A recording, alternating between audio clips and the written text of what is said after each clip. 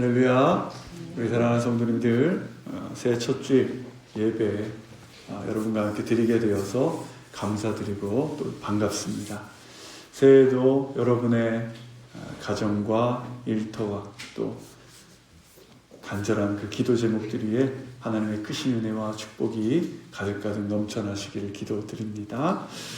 네, 오늘 함께 읽은 말씀, 우리 2026년 새해 표이기도 한 이 말씀인데요. 이 오늘 본문 속에 등장하는 이 이스라엘 백성들은 하나님의 놀라운 은혜를 지금 최근까지 또 아침까지 경험했던 그런 사람들입니다. 하나님께서는 그들을 400년이나 넘는 그 노예 생활이었죠. 이집트 노예 생활에서 그들을 건져내셨고, 그 후에는 홍해를 건너게 하셨고, 또 메마른 광야에서 먹을 것과 마실 것도 주시고, 낮에는 구름 기둥으로 밤에는 불 기둥으로 그들을 안전하게 보호해 주셨습니다. 그리고 그 놀라운 인도하심을 따라서 이제 백성들은 시내산 아래에 지금 이제 도착해 있는 그런 상황이죠. 이제 하나님께서 그곳에서 이스라엘 백성들을 향한 하나님의 비전을 선포하시는 장면이 나오는데요. 오늘 32장인데 19장에 보면 이런 말씀이 있습니다. 함께 읽겠습니다. 시작. 너희는 내게 제사장 나라 거룩한 민족이 될 것이다. 아멘. 하나님께서 말씀하시는 거예요. 이제 너희들 이스라엘 백성들은 단순히 이집트를 나와서 이 광야를 이리저리 다니고 있는 한마디로 난민이 아니라 거룩한 하나님의 언약 백성이 될 것이다라고 지금 하나님께서 말씀해 주고 계시는 그 모습이고요. 이제 이어서 모세가 하나님이 주신 계명을, 율법을 쭉 낭독을 한 후에 백성들이 그 낭독한 말씀에 우리도 순종하겠습니다 라고 화답을 하거든요. 화답을 한 후에 어떻게 하느냐, 24장 8절에 보면 함께 읽겠습니다. 시작. 또 모세는 피를 가져다가 백성들에게 뿌리며 이것은 여호와께서 이 모든 말씀에 따라 너희와 세우신 언약의 피다라고 말했습니다. 네, 백성들에게 이제 피를 뿌리면서 하나님과 거룩한 언약을 맺는 그런 장면이 나옵니다. 그리고 이후에는 모세는 하나님께서 이제 친히 새겨주시는 그 십계명 돌판, 여러분들 십계라는 영화에서 보셨죠? 네, 그렇게 신기한 장면이 나오는데 바로 그 언약 그 돌판을 받으러 산 위로 올라갑니다. 그 장면이 이제 24장 18절이에요. 함께 읽겠습니다. 시작. 그때 모세는 계속해서 산으로 올라가 그 구름 속으로 들어갔습니다. 그리고 그 산에서 40일 밤낮을 지냈습니다. 네. 백성들은 이제 모세는 산 위로 하나님을 만나러 올라갔고, 백성들은 산 아래에서 이제 그 모세를 기다리고 있는데, 처음 며칠 동안은, 우리를 인도한 우리의 지도자가 저 누구도 만나볼 수 없는 하나님을 만나뵈러 우리를 대표해서 저 산 위로 올라갔구나 라는 어떤 그런 경외감 속에서 모세를 이제 기다렸을 것입니다. 그런데 하루가 지나고 이틀이 지나고 일주일이 지나고 열흘이 지나고 한 달이 다 되어 가도록 모세가 내려오지 않는다라는 것이죠. 산 위에는 구름이 빽빽히 둘러차 있고 모세는 끝내 보이지 않습니다. 백성들 사이에 흐르는 이 무거운 침묵.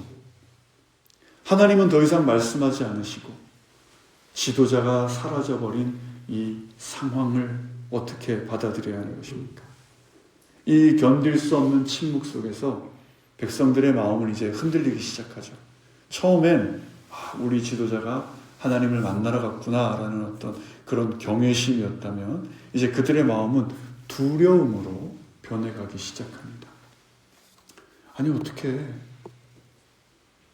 40일 동안이나 우리가 뭘 도시락을 싸드린 것도 아닌데 40일이나 사람이 저기 산 위에 올라가서 먹지도 마시지도 않고 어떻게 살 수가 있겠어? 혹시 늑대나 맹수 같은 걸 만나서 잡아먹힌 거 아니야? 그래? 죽은 거 아니야?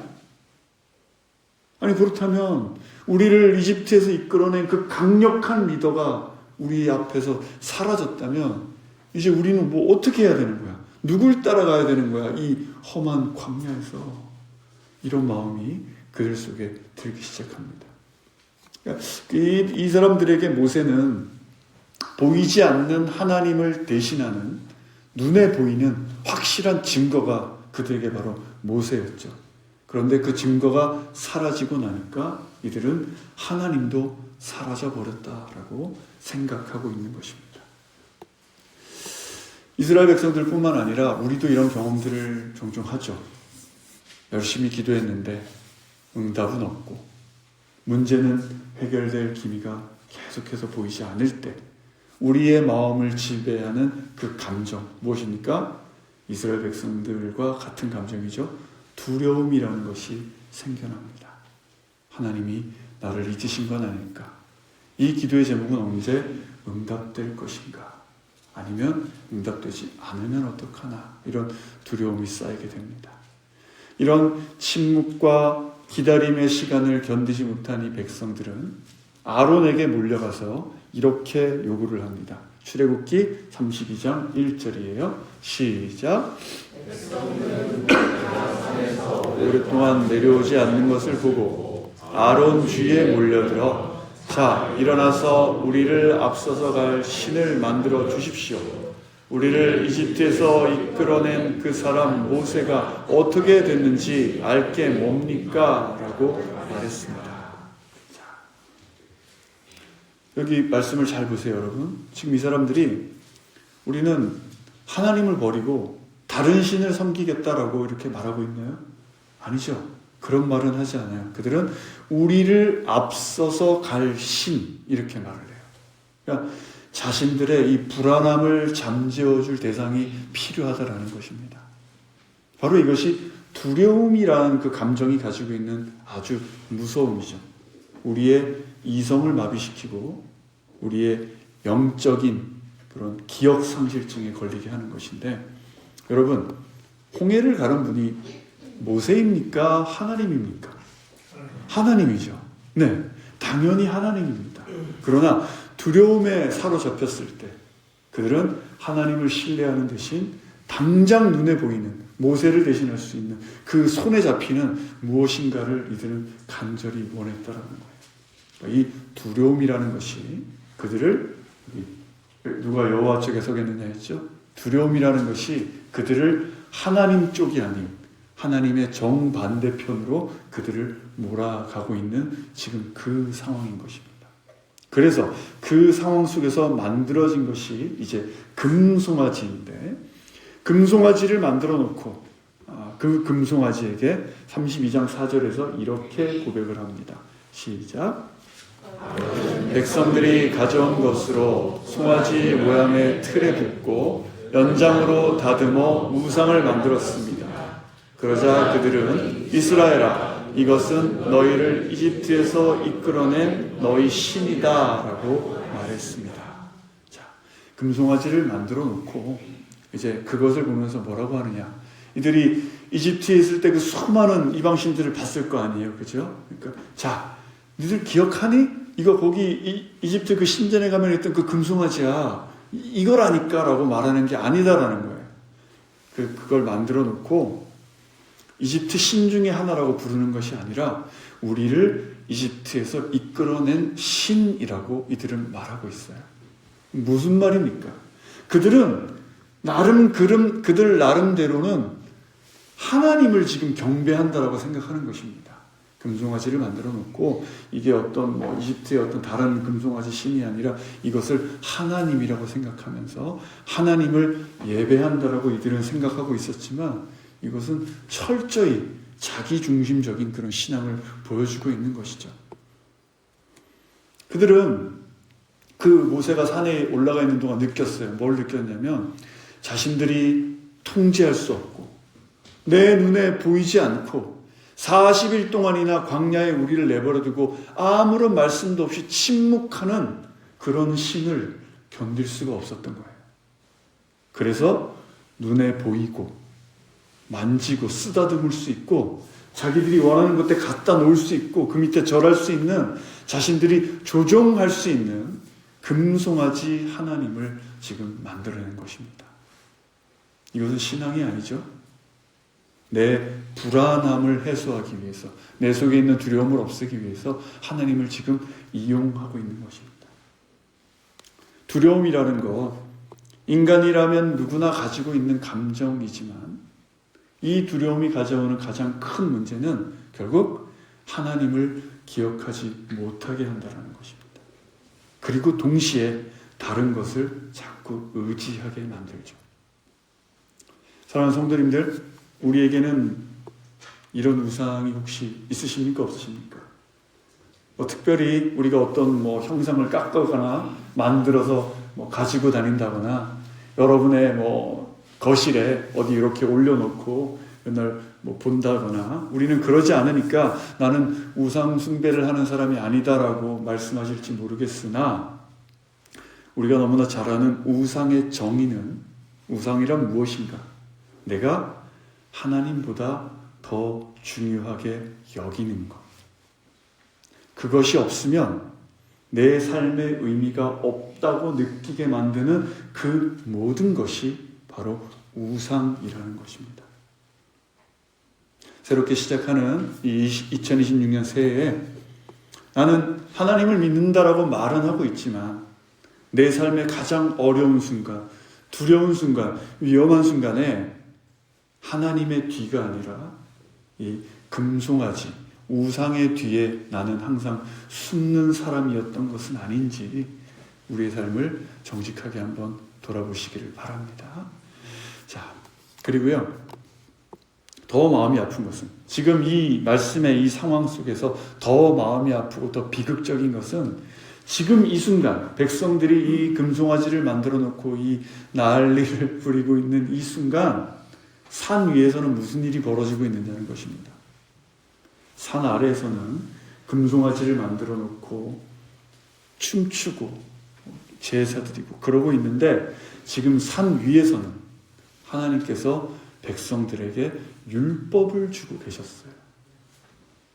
이스라엘이 하나님의 백성으로서 어떻게 살아가야 행복하게 살아가는 것인지를 우리 하나님께서는 백성들에게 말씀을 주고 있는 그 순간에 백성들은 지금 산 아래에서 이런 행위를, 우상 숭배를 하고 있는 것입니다. 지금 여기 율법이 나왔는데, 우리는 흔히 율법, 계명이라고 하면 우리를 구속하는 그런 어떤 율법 조항으로 생각하는 경우가 많아요. 그렇죠? 이거는 해라, 저건 하지 마라, 이건 이렇게 해야 된다, 이렇게 써 있는 이제 좀 답답함을 여러분들 느끼실 텐데, 여러분 한번 생각을 조금만 바꿔 보시면 어떨까 싶습니다. 율법은 하나님께서 하나님의 사랑하는 백성들을 괴롭히시려고 올가매려고 주신 어떤 법 조항이 아니라 하나님이 어떤 분이신지를 우리에게 알려주는 사랑의 고백이라고 여러분 한번 생각해 보시기를 바라요. 제가 사랑의 고백이라고 했는데 무슨 말씀인가 하면, 여러분 다들 연애를 시작하셨을 때가 있으시죠? 네. 왜 모르는 척 하십니까? 다 있으시면서 그때를 한번 그 행복한 기억을 떠올려 보시길 바랍니다. 연애를 시작할 때 우리 보통 가장 처음 어떤 질문을 하나요? 어떤 음식 좋아하세요? 네. 뭔가를 먹으러 가긴 해야 되잖아요. 그렇죠? 어떤 음식 좋아하세요? 그랬을 때 저는 짜장면이요. 그러면 어때요? 저는 짬뽕을 좋아하지만 당신을 사랑하니까 오늘부터 그럼 저도 짬뽕을 한번 좋아해 보도록 하겠습니다. 이렇지 않습니까? 어떤 계절을 좋아하세요? 저는 겨울이요. 추운 건 너무 싫지만 그래도 당신 때문에 나도 겨울을 한번 사랑해 보도록 하겠습니다. 이런 대화 여러분 나누지 않으셨습니까? 전혀 안 나누셨나요? 연애를 해보신 건 맞으시죠? 네. 이렇게 사랑이라는 것은 상대방을 알아가는 과정이 사랑이잖아요. 상대가 싫어하는 것은 피하고 상대가 좋아하는 것은 내 취향은 아니었을지라도 상대가 좋아하는 것을 나도 같이 좋아하려고 노력하는 것, 그 과정을 우리는 사랑이라고 하지 않습니까? 하나님이 우리에게 율법을 주신 것도 바로 그런 뜻이 있는 것입니다. 하나님은 율법을 통해서 하나님이 어떤 분이신지를 지금 우리에게 말씀하고 계시는 거예요. 자, 이런 겁니다. 나는 짜장면을 좋아해요. 하나님이 그러실 리는 없잖아요. 그죠? 그러니까 하나님이 나는 거룩한 존재야. 그러니까 너희들도 거룩했으면 좋겠어. 나는 거짓과 속임수를 싫어해. 그러니 너희들도 신실했으면 좋겠어. 나는 약하고 가난한 자들이 눈물 흘리고 앉아있는 것을 보면 마음이 아파. 그러니 너희도 이웃을 사랑했으면 좋겠어. 나는 너희가 우상 앞에 절하면서 스스로 너희의 그 존엄성을 깎아먹고 있는 것을 도저히 보지 못하겠어. 그러니 우상을 섬기지 말았으면 좋겠다. 나는 너와 이런 인격적인 사랑을 나누고 싶다. 제가 보는 율법은 이런 것입니다. 우리를 올가매려는 법조항이 아니라는 것이죠. 하나님께서 우리에게 보내시는 사랑의 편지라는 것입니다. 우리와 친밀한 관계를 올바로 맺고 싶으셔서 우리에게 말씀해 주시는 것이죠. 자, 그런데 이런 사랑의 편지를 우리에게 주시는, 즉 그런 결혼 서약이 이루어지는 그 순간, 산 위에서는 결혼 서약이 이루어지고 있는데 그 신부라고 하는 이스라엘 백성들은 산 아래에서 다른 신랑인 금송아지와 함께 춤을 추면서 영적인 간음을 지금 벌이고 있는 것이죠. 두려움 때문에 하나님이 그 신랑이 가장 싫어하는 다른 신, 우상을 지금 만들어버린 것입니다.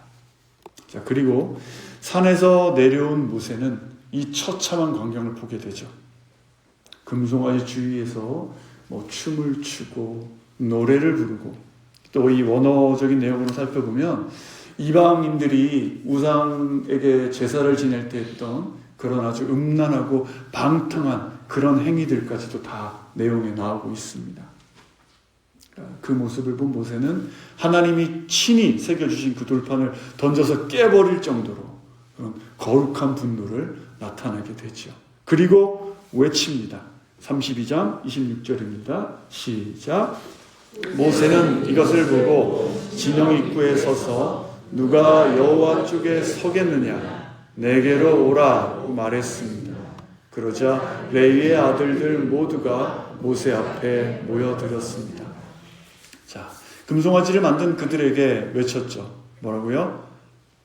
여호와 편에, 여호와 쪽에 서라고 외친다라는 것은 지금 이들이 하나님 편에 서 있지 않다라는 그 뜻이 되는 것입니다. 그러니까 이스라엘 백성들은 하나님 편에 서지 못했고 또 두려움에 떨고 무너졌어요. 그리고 이들이 이렇게 된 결정적인 이유는 무엇인가? 이들이 두려움에 떨었던 이유는 무엇인가? 하나님의 말씀을 기억하지 않았다라는 것입니다. 하나님은 이 초반부에 분명히 말씀하셨어요. 뭐라고요? 출애굽기 20장 2절에서 이렇게 말씀하셨습니다. 읽겠습니다. 시작. 나는 너를 이집트에서 종살이하던 집에서 이끌어낸 내 하나님 여호와다. 아멘. 하나님께서는 애굽 땅에서 너희를 인도하여 내신 분. 그러니까 즉 모세가 너희를 이끌어낸 것이 아니라 하나님이 너희를 이끌어냈다라고 분명히 말씀하셨거든요. 그러니까 이 말씀을 마음에 새기고 또 기억하면서 어떤 상황에서도 이 말씀을 그들이 붙잡고 있었다라면 모세가 며칠, 몇 주 보이지 않는다 하더라도 또 그들의 마음을 흔들어 놓는 두려운 상황이 온다고 할지라도 잠시 흔들릴 수는 있으나 금송아지 같은 걸 만들어내는 짓은 하지 않았겠죠. 그 마음에 말씀이 있었다면. 우리가 애굽 땅에 있을 때, 우리가 그 고통 속에 있을 때 우리의 고통을 아시고 우리의 부르짖음을 들으시고 능력의 손으로 우리를 인도해내신 분이 누구시냐? 하나님 아니시냐? 지금 모세가 보이지 않는 이런 상황일지라도 우리 하나님 말씀 기억합시다. 이 말씀 붙잡읍시다. 하나님 바라봅시다. 이렇게 했어야 한다라는 것이죠. 하지만 하나님의 그 말씀을 기억하지 않고 두려움에 빠져서 하나님을 바라보지 못했을 때 바로 금송아지를 만들어 놓고 그것을 향해서 자신들을 구원한 신이라고 그 앞에 절하고 우상을 섬기고 있게 됩니다. 인간의 이런 나약함 또 완악함을 하나님께서는 이미 아셨죠. 이미 아셨기 때문에 이 말씀을 주시는 순간에 이 말씀 바로 이어서 하나님은 이런 말씀도 이미 주셨습니다. 읽겠습니다. 시작. 너는 내 앞에서 다른 어떤 신도 없게 하여라. 너는 너 자신을 위해 하늘에 있는 것이나 땅에 있는 것이나 물속에 있는 것이나 어떤 형태로든 우상을 만들지 마라. 아멘. 이미 아셨던 거예요. 하나님은. 사랑하는 내 백성들아 잘 들어라. 나는 너희를 애굽 땅에서 인도하여 낸 너희의 하나님이다. 너희가 앞으로 아무리 힘들고 두렵고 어려운 상황을 만나더라도 다른 것은 다 잊어도 이 말씀, 내가 너희의 하나님이다. 너희를 구원해낸 여호와라는 이 말씀 너희는 꼭 기억해야 돼. 절대로 잊으면 안 돼. 그 말씀을 잊고 나를 바라보지 못하면 너희들은 어떻게 되느냐? 너희들은 나 외에 다른 신의 형상을 만들어 놓고 그것이 너희의 신이라고 너희들은 고백하게 될 거야. 너는 내 편이 아니라 나의 반대편, 우상의 편에 너희들은 서게 될 거야 라고 이미 하나님은 이스라엘 백성들에게 말씀해 주셨습니다. 자, 여러분, 이 상황에서 아까 모세가 외쳤던 그 외침을 다시 한번 읽을게요. 여기 두 번째 줄까지만 읽겠습니다. 시작. 모세는 이것을 보고 진영 입구에 서서 누가 여호와 쪽에 서겠느냐 내게로 오라고 말했습니다. 아멘. 자, 이 말씀은 단순히 이 우상 숭배하는 사람들을 정죄하는 그런 말씀이 아니에요. 마지막으로 그들을 향한 초청이자 모세의 절규 같은 것이었습니다. 제발 그 금송아지에서 떨어져 나와라. 그것은 너희들이 섬길 신이 아니다. 그것은 너희를 구원할 수 없다. 너희에게는 오직 여호와 하나님만이 계시다라고 하나님의 편으로 오라고 그들을 향한 모세의 절규인 것이죠. 사랑하는 성도님들, 이 모세의 외침은 오늘 우리에게도 동일하게 던져집니다. 여러분, 하나님 편에 서는 것이 복된 삶일까요? 아니면 하나님의 반대편에 서는 것이 복된 삶일까요? 하나님의 편에 서는 것이 복된 삶. 맞습니다. 우리는 머리로는 정답을 너무 잘 알고 있어요. 그죠? 당연히 하나님 편에 서는 것이 어떤 신앙인의 도리라는 것을 우리는 알고는 있어요. 모르는 사람은 없습니다. 하지만 실제 내 삶의 현장에서는 그것이 왜 그리도 힘든가 하는 것입니다. 우리가 실제 삶에서 이렇게 하나님 편에 서지 못하는 이유 뭐라고요? 앞에서 말씀드린 것처럼 두려움 때문입니다. 당장 현실에서 우리가 만나는 그 일들이 너무 크고 무겁고 두렵기 때문이죠. 자, 그런 여러분들에게 제가 이제 새해 첫 예배고 하니까 여러분 사랑하는 우리 하나님의 성도님들 두려워하지 마시고 여러분들 하나님을 바라보십시오 라고 이렇게 설교하면 우리 선교사님처럼 아멘 하는 분도 계시지만 혹 어떤 분들은 속으로 이런 생각을 하실 수도 있지 않을까 제가 생각해 봤어요. 어떤 생각입니까? 아이고 우리 목사님 참 내 형편을 몰라서 저런 말씀하시지. 당장 나는 죽겠는데 당장 내가 이렇게 결제해야 될 해결해야 될 돈이 얼마고 지금 내 건강 상태가 어떻고 우리 집안에 지금 꼴이 어떤데 목사님 어떻게 이런 상황에서 내가 하나님을 바라봅니까? 하나님 뭐 바라본다고 뭐 이렇게 상황이 변화됩니까? 네. 맞습니다, 여러분. 맞아요. 우리의 의지로는 불가능한 것이죠. 하나님을 바라본다라는 것은요, 지금 우리가 예배 끝나고 나가서 뭐 이렇게 하늘을 바라본다거나 아니면 내 마음은 그렇지 않은데 억지로 어떤 그런 긍정적인 생각을 가져라. 저는 그런 말씀을 드리는 것이 아닙니다. 하나님을 바라본다는 것은 무엇이냐? 하나님이 내가 중요한 게 아니에요. 내 문제가 아니에요. 하나님을 바라본다는 것은 하나님이 나를 어떻게 생각하시는지, 나와 하나님의 관계는 어떤 관계인지를, 내 삶이 아무리 힘들고 어려운 상황이 있을지라도 바로 그 관계와 하나님이 나를 어떻게 생각하시는지를 끝까지 기억해내는 치열한 영적 싸움입니다. 우리가 자주 그걸 잃어버리고 있는 것이죠. 그래서 여전히 두려워하며 하나님 편에 서기를 주저하시는 여러분들을 위해서, 여러분 아플 때 병원에 가면 의사 선생님이 여러분 진단하시고 뭐 주시나요? 처방전 주시죠. 하나님이 주시는 처방전이 여기 있습니다. 함께 읽겠습니다. 이사야서 43장 1절이에요. 시작. 창조하신 분이 말씀하신다. 이스라엘아, 너를 만드신 분이 말씀하신다. 내가 너를 건져주었으니 두려워하지 마라. 내가 내 이름을 불렀으니 너는 내 것이다. 아멘.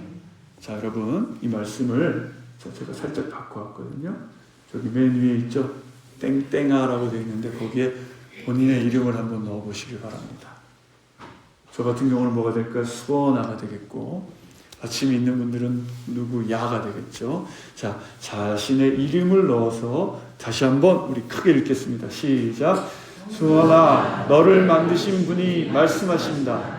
내가 너를 건져주었으니 두려워하지 마라.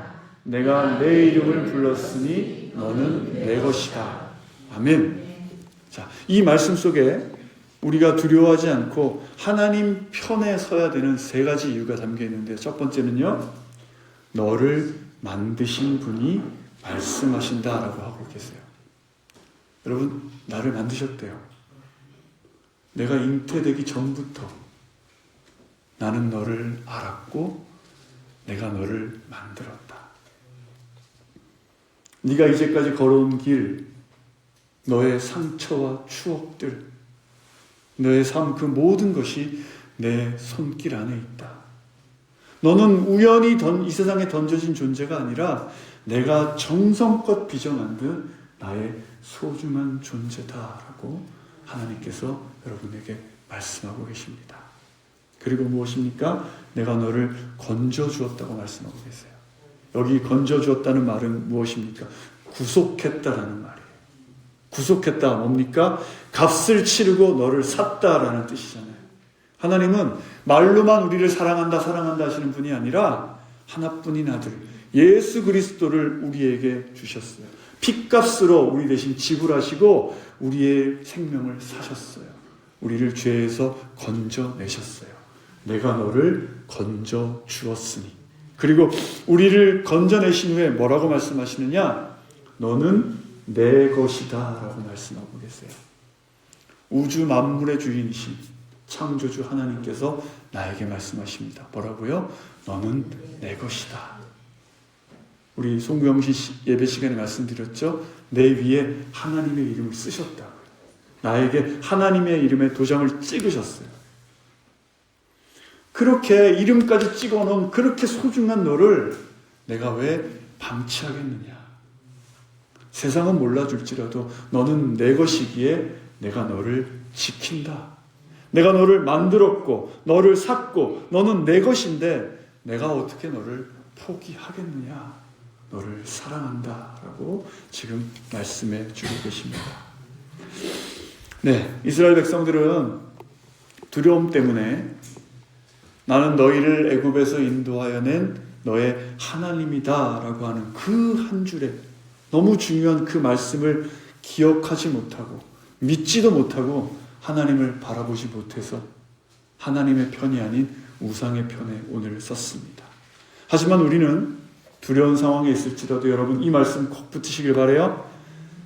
어떤 말씀입니까? 나는 너를 만들었고 너를 건져내었고 너는 내 것이다. 내 이름을 불러주시는 나의 주님이 계시니 너는 내 것이니 두려워하지 말라는 이 말씀 꼭 붙잡고 살아가는 우리 모두가 되기를 간절히 축원합니다. 네. 이번 한 주도 우리의 삶에는 분명히 걱정할 거리들, 신경 쓸 거리들, 두려워할 거리들이 많이 생길 거예요. 그리고 여전히 우리 삶에는 금송아지, 그 우상의 유혹이 분명히 또 따라올 것입니다. 그 순간 여러분 두려워요. 솔직히 두려운 건 맞아요. 상황이 막막한 것도 맞습니다. 하지만 이 말씀에 근거해서 내 기분이 아니라 우리가 기억하는 이 말씀에 근거해서 나는 혼자가 아니다. 나를 지으시고 핏값으로 나를 사신 나의 주님이 여기 계시다. 나는 하나님의 것이다. 네. 그 말씀 붙잡고 나는 여호와 쪽에 서겠노라고 담대히 결단하는 우리 사랑하는 하임의 성도님들 되시기를 바랍니다. 하나님은 여러분을 절대로 포기하지 않으십니다. 금송아지 대신 우리를 내 것이라고 부르시는 그 하나님의 사랑으로 여러분의 속사람을 가득 채우시는 여러분의 이 한 주 또 새로운 2026년 새해 되시기를 간절히 축원합니다. 기도하겠습니다.